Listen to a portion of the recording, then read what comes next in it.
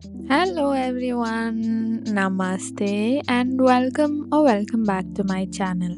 Today I have a quick 10-minute routine for you that you absolutely must do before you start your headstand practice, especially if you're a beginner, just to warm up the body and prepare it as best you can for your headstand.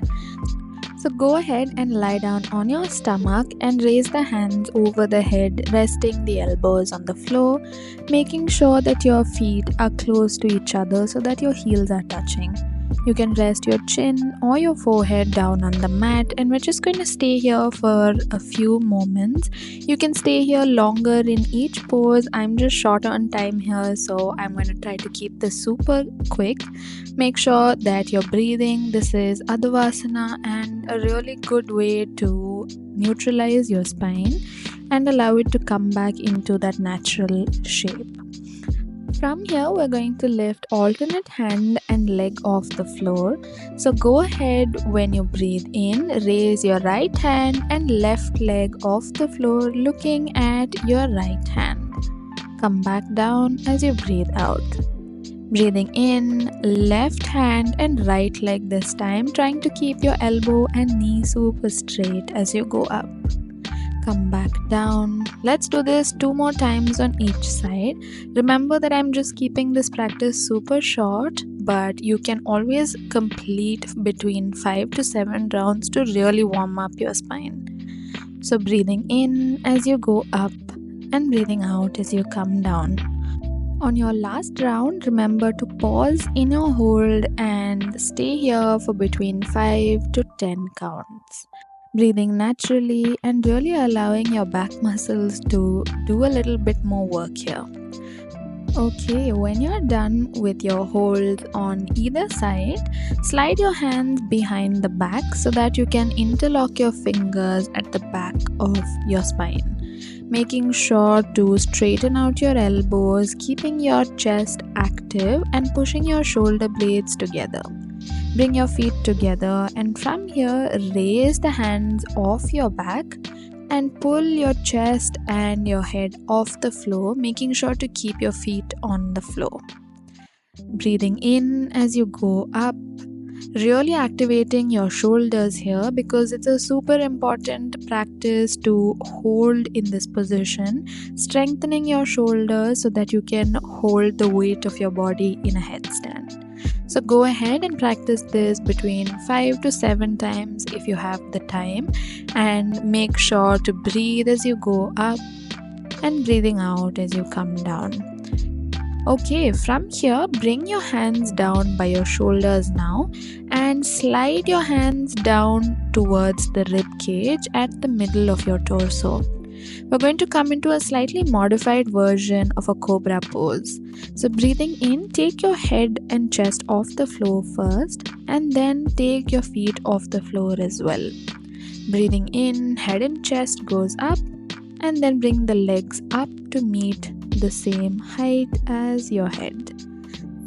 This modified version of a cobra pose is super helpful to really activate the back muscles, the shoulders, the chest and the strength of your legs to really hold in this posture, which is super important for a headstand. Now let's move on to one of my favorite kinds of workout, which is an ab workout series. Remember that the abs are absolutely essential to lift the legs off into a headstand. So go ahead and lie down on your back now, straightening out your legs and letting your hands come down by the sides. Let's start off by coming into a boat pose as we breathe in. So going up, breathing in, take your head and legs off the floor, trying to allow your legs to go up only as much as your head. So remember that we're maintaining the same height between the head and the legs, really using the strength of your core muscles to lift into this posture and hold for 2 seconds before you come back down. Going up, breathing in and coming down, breathing out. So you want to maintain between 30 to 60 degrees up off the floor with your head and your legs. Come down when you're done, and this time interlock your fingers behind the head, allowing your elbows to rest on the floor. We're going to cycle out the knees to really work those abs. So crunch your knee and bring opposite elbow to opposite knee and really cycle it out as you crunch from side to side.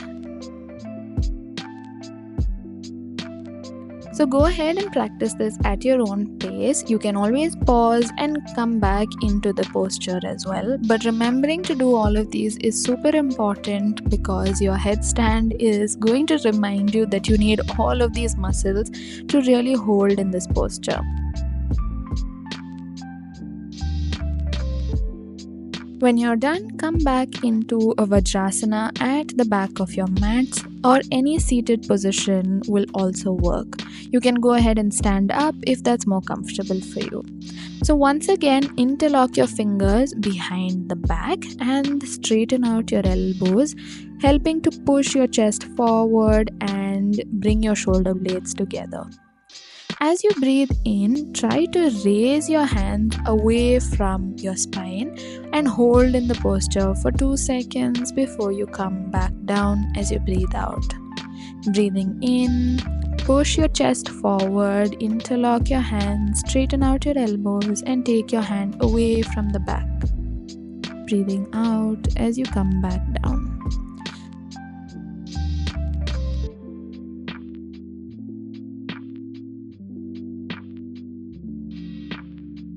We'll be using this hand position when we come into the first basic version of a headstand, which will help to prepare your head to take all of that blood flow and the weight of your body. So when you're ready, come back into that Vajrasana once again. This is the base position from which we will be starting the first pose to allow yourself to prepare for a headstand. So separate your knees slightly if you need to and interlock your hands behind the back once again.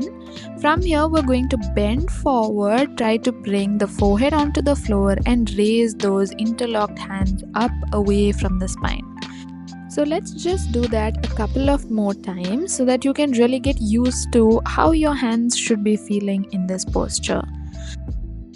When you feel ready to progress one step further, come down with your forehead, and this time you're going to roll your head so that you can bring the crown onto the floor and come off your heels, lifting your hips off the heel. Bring the hips back down onto your heels and then roll back onto your forehead before you lift off into your Vajrasana once again. So remember that we are going in the reverse order when we want to come down, just so that you can make this really comfortable for you. When you feel ready, come back with your crown on the floor and allow your hips to go off. This time you're going to stay here for as long as you feel comfortable. When you first start off, it's super important to take things really slowly. This is the first version of a headstand that will really help you to understand what this posture feels like. And trust me, it always feels the same when you are able to lift your legs off the floor as well. Remember to come back down in the reverse order, bringing the hips onto your heels first and then roll your head so that you can come down onto your forehead.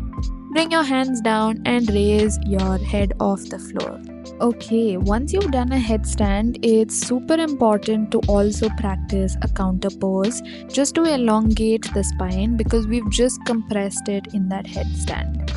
So first come into a Shashankasana with your forehead on the floor and your elbows resting on the sides of your mat above the head. You have to remain in this posture for as long as you feel comfortable to do so, really improving your blood flow and reducing the heart rate. Then you're going to come into a modified version of a Tadasana from a Vajrasana.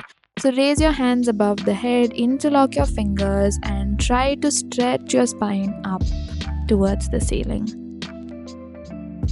You can also come into a full-fledged Tadasana by standing up on your mat and raising the hands above the head. It's super important to decompress the spine after a headstand, and it's a must-do practice if there ever was one for a headstand counter pose. That was my very short and simple pre-headstand routine that I consider a must for beginners. Here's a little clip of what your basic headstand can translate into. I learned to do this myself coming into an unassisted headstand after 6 to 8 months of trying to stay here in this single position before I was even able to lift my feet off the floor.